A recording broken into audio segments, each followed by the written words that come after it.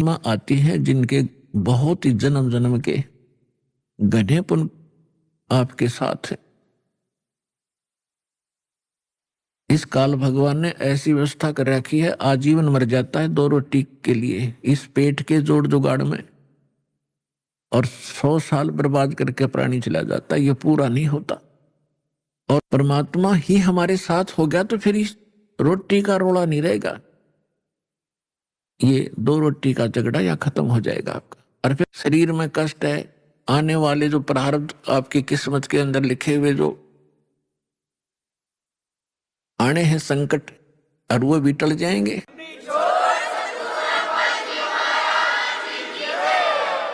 तो सौभाग्य आपका, आप सतलोक आश्रम में पहुंचे हो। ये कितने दयालु हैं भगवान आपके। ये वो परमात्मा है जिसमें ये सर्वगुण संपन्न है, विद्यमान है। तुमेव माता च पिता तुमेव, तुमेव बंधु च सखा तुमेव, तुमेव विद्या च द्रविणम तुमेव, तुमेव सर्व मम देव देव। ये वो परमात्मा है जिसमें ये सभी गुण विद्यमान हैं। यही हमारा माता पिता है। माता पिता का जो अपने बच्चों के प्रति जो भाव होता है, अपने बच्चों को कितना वो सुखी देखना चाहते हैं, तो वो गुण भी परमेश्वर में है। बंधु यानी भाई और सखा यानी मित्र भी यही सच्चा है। विद्या, धन, ये सब कुछ परमात्मा के अधीन है। और इस परमात्मा से संपर्क होने के बाद ये समस्या खत्म हो जाएगी। आपको बुद्धि भी देगा, आपको यहां गुजारे लायक या माया भी देगा। अपने आत्माओं, हम अध्यात्म ज्ञान से हम पूर्ण रूप से अपरिचित थे। हम लोक वेद दंत कथा सुन सुनकर उसी पर आसक्त हो गए थे, उसी ज्ञान को अंतिम मान लिया था। जो भी जिस धर्म मजहब या ग्रुप या पंथ में जुड़ा है, और उसका एक बहुत बड़ा दायरा होता है। हम उस दायरे में रहकर केवल वही विचार विमर्श करते रहते हैं, उन्हीं परंपराओं का निर्वाह करते रहते हैं, जिस कारण से हमें कोई ऑब्जेक्शन नहीं होता कि जो हम कर रहे हैं ये गलत भी होगा। और गलत और ठीक का ज्ञान सत्संग से होता है। सत्संग स्वयं परमात्मा ही कर सकते हैं। 3 लोक और भवन चतुर्दश कोई नहीं सत्संगी, 3 लोक और भवन चतुर्दश कोई नहीं सत्संगी। गरीबदास जी ने कहा है कि 14 लोकों में और इन 3 लोकों में कोई भी सत्संगी नहीं है। सत्संगी मीन जिसको यथार्थ अध्यात्म ज्ञान हो, सच्चा ज्ञान हो। एक परमात्मा कबीर जी को छोड़कर उसने जो ज्ञान दिया उसके अतिरिक्त कोई सत्संग ही नहीं। तो पुण्यात्मा, जो व्यक्ति प्रथम बार ये सुनता है कि किसी को भी ज्ञान नहीं, तो उसके यह बात गले उतरा को नहीं। कारण क्या है कि हमने अज्ञान सुन रखा है, ज्ञान कभी सुना ही नहीं। आपको बहुत बार सिद्ध किया है कि देवी पुराण के अंदर,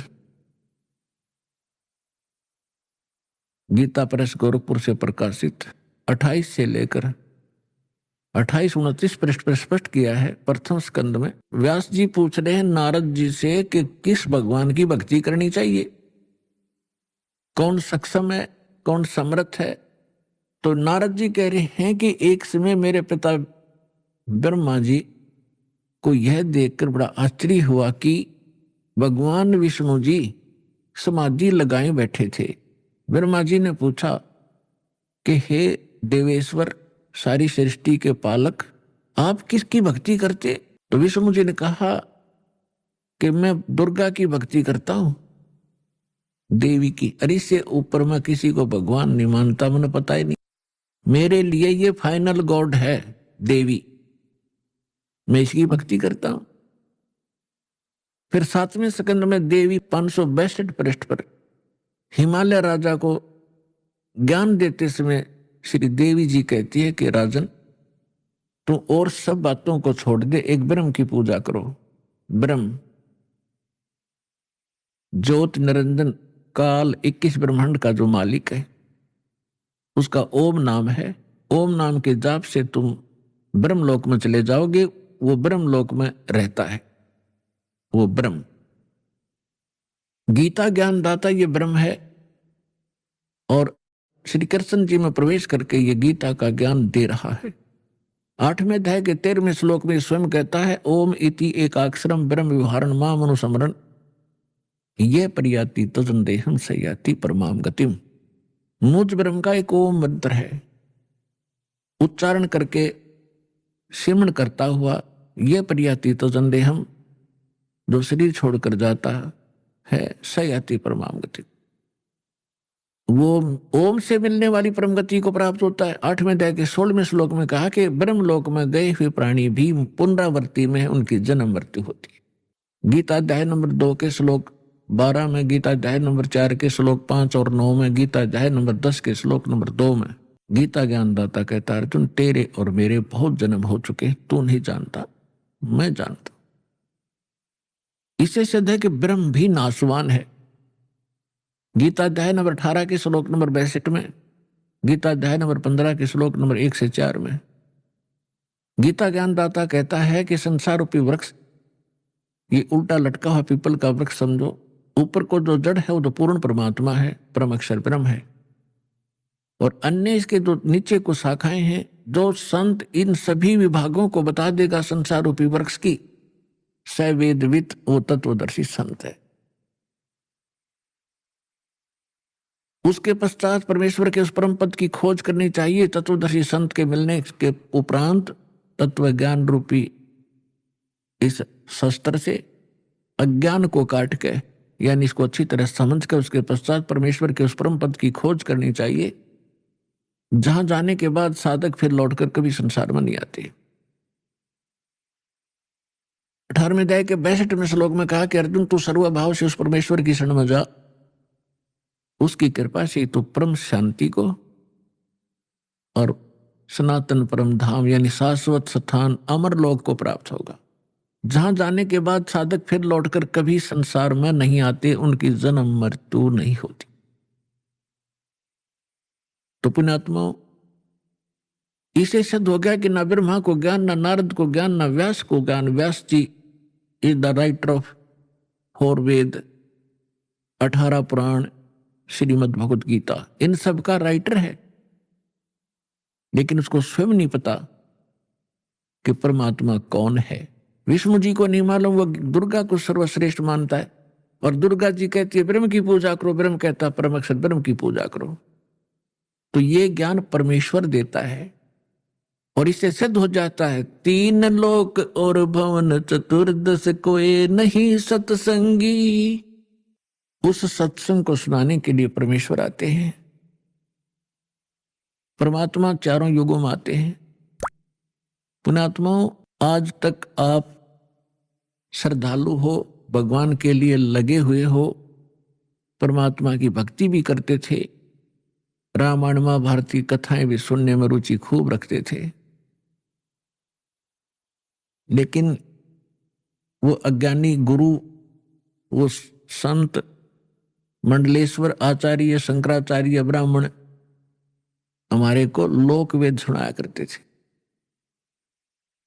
वो सत्यनारायण कथा सुनाया करते थे श्री विष्णु जी को आधार मानकर। सत्यनारायण का अर्थ होता अविनाशी परमात्मा। और श्री देवी भागवत के अंदर 3रे स्कंद में सचित्र मोटा टाइप गीता प्रेस गोरखपुर से प्रकाशित के 123 पृष्ठ पर श्री विष्णु जी कहते हैं, अपनी माता दुर्गा की महिमा गाते हुए, तुम शुद्ध स्वरूपा हो, ये सारा संसार तुम इसे उद्भासित हो रहा है। मैं ब्रह्मा और शंकर आपकी कृपा से विद्यमान है। हमारा तो आविर्भाव माने जन्म, तिरोभाव माने मृत्यु हुआ करता है। हम नित्य नहीं है, हम अविनाशी नहीं है, आप ही नित्य हो। जैसे इनकी बुद्धि काम करे थी, आप प्रकृति देवी हो। भगवान शंकर भी कहते हैं कि हे माता, यदि भगवान विष्णु के बाद उत्पन्न होने वाले ब्रह्मा भी आपके पुत्र हैं, तो मैं तमोगुणी लीला करने वाला शंकर क्या आपकी संतान नहीं हुआ? अर्थात मुझे भी जन्म देने वाली तुम ही हो। और ये हमारे शंकराचार्य आचार्य, ये नकली गुरु ब्राह्मण, ब्रह्मा विष्णु अजर और अमर हैं, सर्वेश्वर हैं, कोई माता पिता नहीं है। खाक पढ़ाए इन्हें सदग्रंथों को। ये खाक टीचर थे जिसने सिलेबस का ज्ञान नहीं, मूर्ख बना रखा था हमारे को। इस अज्ञान को हटाने के लिए स्वयं परमेश्वर आते हैं। चारों युग में मेरे संत पुकारे, को के कहा हम हेल रे, हीरे माणक मोती बरसे, ये जग चुगता ढेल रे। चारों युग में परमात्मा कहते हम आए हैं और अच्छी आत्माओं को मिलते हैं, उनको तत्व ज्ञान से परिचित कराते हैं। फिर वो मुझसे परिचित होकर के वो महापुरुष भी मेरी महिमा को यथार्थ रूप में सुनाते हैं, लेकिन कोई सुनने वाला नहीं होता, क्योंकि अज्ञान घना होता है। और परमात्मा कहते हम भी, मैं भी आता रहता हूं प्रत्येक युग में भिन्न भिन्न रूप बनाकर, और ये हमारे ज्ञान को ना सुन करके हम यथार्थ ज्ञान, यथार्थ भक्ति विधि रूपी हीरे मोती लालों की वर्षा करते रहते हैं, जगह जगह ज्ञान सुनाते हैं। लेकिन ये भोली आत्मा हीरे मोती लालों को ना पहचान कर उनको ठोकर मारकर कंकरों की गठड़ी बांध कर वजन उठाए फिर रहे हैं। हम जो साधना कर रहे हैं बड़ी श्रेष्ठ है। गीता अध्याय नंबर 16 के श्लोक 23 और 24 में स्पष्ट कर दिया है कि शास्त्र विधि को त्याग कर जो मनमाना आचरण करते हैं, मनमानी पूजाएं करते हैं,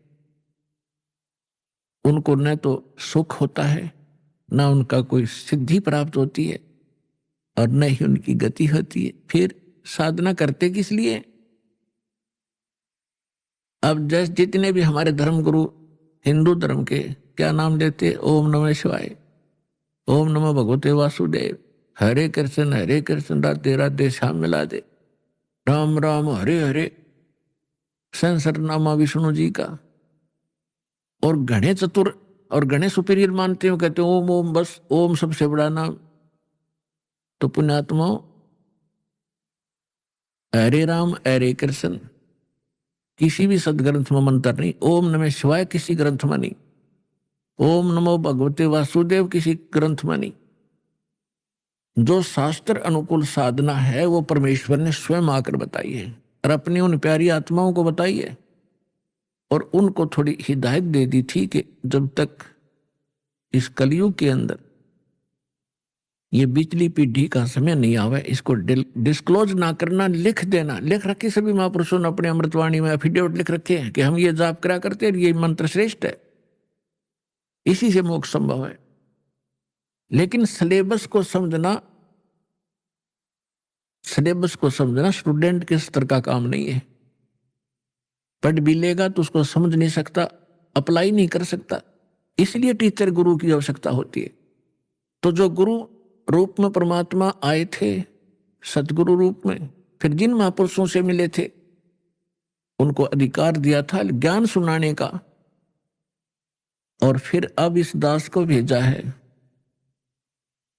इस पूरे कंप्लीट कोर्स को आप तक पहुंचाने के लिए, आपका मोक्ष कराने के लिए।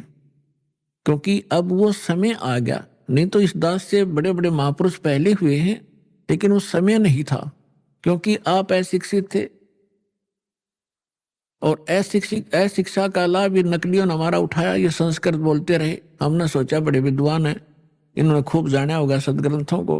हमने परमात्मा को भी ठुकरा दिया, जिसमें 600 वर्ष पहले वो आकर ये ज्ञान सुनाया करते थे, जो आज सभी सदग्रंथों में ज्यों का त्यों पाया।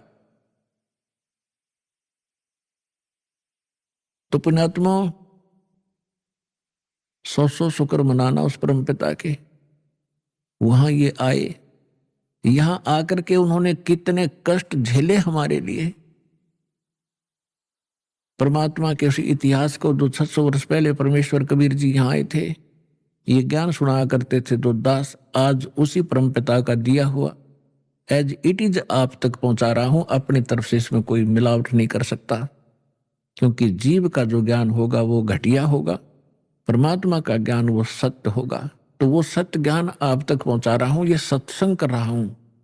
परमात्मा ने सत्संग किया था या उन महापुरुषों ने जो भगवान से मिले थे, लेकिन उनको रिजेक्ट कर दिया हमने, क्योंकि हम बालक थे, हम अशिक्षित थे, अनजान थे। आज परमात्मा ने आपको अक्षर ज्ञान कराया। ये अक्षर ज्ञान आपके लिए विष है। बेशक आप कितने विद्वान पाक गए हो, डॉक्टर, इंजीनियर, जज, वकील बन गए हो, भगवान की भक्ति नहीं है तो खाक है ये। एक रोजी रोटी तो कहीं चला ले इंसान, कल मृत्यु होगी, गधा अपने कुत्ता अपने का खाज लग गए, और क्या खाओगे फिर? आपको केवल इस ही जीवन का ज्ञान है, आपको भविष्य का, आगे का नहीं। आगे के ज्ञान बिना ये खाक ज्ञान है फिर। तो ये ज्ञान देना जरूरी था। मालिक को मालूम था कि बिगड़ेंगे ये, अहंकार हो गया आपके अंदर, 2 कौड़ी का 2 छोटा सा पोस्ट मिल जाए, फूला नहीं समाता, और कल मृत्यु होकर गधा बन जाए, क्या क्या रे माटी होती है उसकी। और पहले आप देखो पिछले इतिहास उठा के, हमारे पूर्वजों के कितने विनम्र थे, कितनी दया थी उनके अंदर, कितने नेक विचार थे, और आज हम किस स्तर पर पहुंच चुके, इस विद्या की देन है।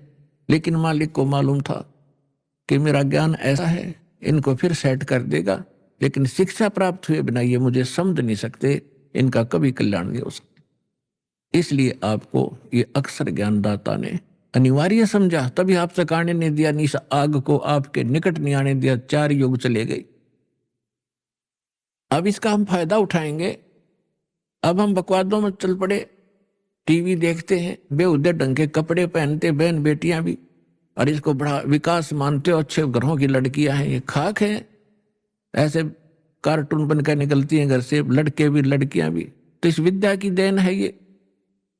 अब इस ज्ञान से हमें पता चलेगा, लज्जा आया करेगी हमें ऐसे ऐसे बकवाद करने में, और हम भगवान भजेंगे और अपना कल्याण करवाएंगे।